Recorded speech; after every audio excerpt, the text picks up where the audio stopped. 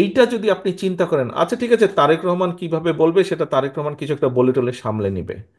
আচ্ছা ঠিক আছে, দলের মহাসচিব মির্জা আলমগীর উনি এটা বলে সামলে নিবে, ওনারা দেখবে। এই ছোটখাটো বিষয় এগুলা যদি কেউ কিছু করে, এগুলা কে নজরে দেয়? নো, এটা খুব ভুল ধারণা।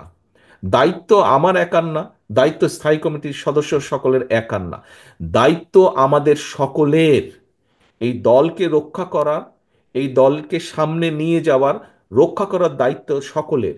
আমি কেন্দ্রে আছি, আমি কেন্দ্র থেকে আমার দায়িত্ব পালন করব। আপনি উপজেলা লেভেল, জেলা লেভেল বা ইউনিয়ন লেভেলে আছেন, সেখানে আপনি একজন নেতা হিসাবে আছেন। আপনি যেই মূল দল সহ যেই অঙ্গ সহযোগী সংগঠনই হন না কেন, আপনাকে আপনার দায়িত্ব পালন করতে হবে। আপনারা নিশ্চয়ই শুনেছেন, খেয়াল আছে অনেকেরই, আমি কিছুদিন আগে বলেছি, জনগণের সঙ্গে থাকুন, জনগণকে সঙ্গে রাখুন। সহকর্মীবৃন্দ, আপনারা প্রায় একটি কথা বলে থাকেন, আমার সাথে যখন দেখা হয় তখনও বলেন, আপনারা বলেছেন, আপনারা অতীতেও বলেছেন, বর্তমানেও বলছেন, বিভিন্ন বক্তৃতা বিবৃতিতেও আপনারা বলেন যে বাংলাদেশের জনগণের আস্থা বিএনপির উপরে আছে। এই কথাটা আপনারা বলেন। প্রিয় সহকর্মীবৃন্দ, এই আস্থাটা ধরে রাখা কিন্তু অনেক কঠিন ব্যাপার। এই আস্থাটা ধরে রাখা কঠিন ব্যাপার। জনগণের আস্থা আপনাদের উপরে আছে, আমাদের উপরে আছে, বিএনপির উপরে আছে। এটি ধরে রাখার দায়িত্ব আপনার এবং আমার এবং আমাদের সকলের। এটি ধরে রাখার দায়িত্ব কিন্তু জনগণের না। জনগণ আস্থা রাখবে তার উপরেই, যে জনগণের সাথে থাকবে। জনগণ আস্থা রাখবে তার উপরেই, জনগণ যখন দেখবে যে আমি তার উপরে আস্থা রাখেছি এই কারণেই, কারণ আমি যেভাবে চাই সে সেভাবে কথা বলছে, আমি যেভাবে চাই সে সেভাবে বিহেভ করছে, সেভাবে চলছে, সেভাবে উঠছে, সেভাবে বসছে। প্রিয় সহকর্মীবৃন্দ, এই কথাগুলো আমি এই কারণে বলছি, আপনারা হয়তো মনে মনে কেউ কেউ ভাবছেন যে তারেক রহমান তো এই কথাগুলো দুদিন আগেও বলেছে, একই কথা বারবার বলে কেন? একই কথা এই জন্য বারে বারে বলছি সহকর্মীবৃন্দ, আগামী দিনে যে নির্বাচনটি আসছে, আগেও বলেছি, আজও আপনাদের সামনে আমি তুলে ধরতে চাই পরিষ্কারভাবে। আপনারা পত্রপত্রিকা দেখছেন, খবরাখবর রাখছেন, আপনারা আপনারা যদি সকল কিছু বিবেচনা করেন, পরিষ্কার, দিন যত যাচ্ছে পরিষ্কার হয়ে যাচ্ছে। আমি আজকে থেকে প্রায় 3 মাস আগে আমি এই কথাটি বলেছিলাম।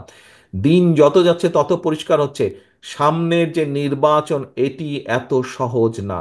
আমি আমার রাজনীতিক, আমার থেকে এখানে অনেক অভিজ্ঞতা সম্পন্ন সহকর্মীবৃন্দ আছেন, অনেক মুরব্বী নেতৃবৃন্দ আছেন।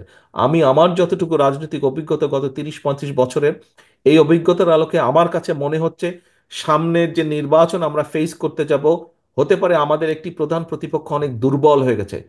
তারপরেও তারপরেও এই নির্বাচন বাংলাদেশের যে কোনো নির্বাচনের থেকে অনেক কঠিন নির্বাচন হতে যাচ্ছে।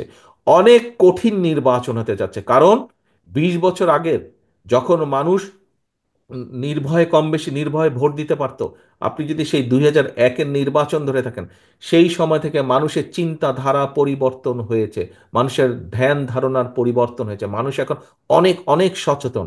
সেটি সামাজিক মাধ্যম সহ বিভিন্ন কারণেই হোক না কেন। কাজেই সহকর্মীবৃন্দ, কেউ যদি মনে করেন যে আপনার এলাকার কোনো কিছু আপনাকে এফেক্ট করছে না, আরে এটা কেউ জানবে না, এইটি ভুল ধারণা সম্পূর্ণভাবে। মানুষ জেনে যায়। কাজেই আমাদেরকে, আমরা যদি কেউ কোনো বিগত 3-4 মাসে ভুল করেও থাকি, আপনার আশেপাশের নেতাকর্মীরা যদি কেউ ভুল করে থাকে, প্রিয় সহকর্মীবৃন্দ, একজন নেতা হিসাবে আপনার এটি অবশ্যই অবশ্যই দায়িত্ব, তাদেরকে সঠিক পথে নিয়ে আসা, তাদেরকে সচেতন করা, তাদেরকে সতর্ক রাখা।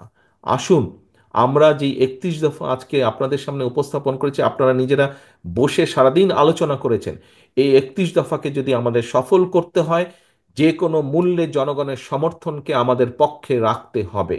আমরা প্রায় বলে থাকি যে অমুক একটি দল আছে, তারা তো এই কাজ করে যাচ্ছে। ভাই, কমপ্লেন করেন কেন? ওরা যদি এই কাজ করে যাচ্ছে, ভিতরে ভিতরে এই কাজ করে যাচ্ছে, তো আপনি কেন করতে পারছেন না এই কাজ? আপনাকে আপনার দলের পক্ষে পরিকল্পনা নিতে হবে, আপনাকেও কাজ করতে হবে। কমপ্লেন করা চলবে না। তারা যদি ভিতরে ভিতরে কাজ করে, তারা যদি মহিলাদের জন্য ভিতরে কাজ করে, তারা যদি ছাত্রছাত্রীদের ভিতরে কাজ করে, তারা যদি সমাজের বিভিন্ন মানুষের ভিতরে কাজ করে, তাহলে আপনাদেরকে আপনার দলের পক্ষ থেকে পরিকল্পনা নিতে হবে। আপনাকে তো কেউ আটকে রাখছে না।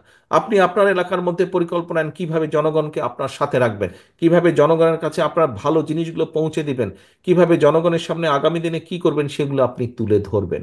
প্রিয় সহকর্মীবৃন্দ, এই সকল কিছু, আজকের সকল আয়োজন, এই যে আপনারা কথা বললেন, বক্তব্য রাখলেন, আমি আপনাদের সাথে কথা বলছি, সকল কিছুর লক্ষ্য এবং মূল উদ্দেশ্য বা মূল লক্ষ্যই হচ্ছে জনগণের সমর্থন আমাদের পক্ষে রাখা, এবং একই সাথে আমাদের যে পরিকল্পনাগুলো, সেই পরিকল্পনাগুলো যাতে আমরা বাস্তবায়ন করতে পারি।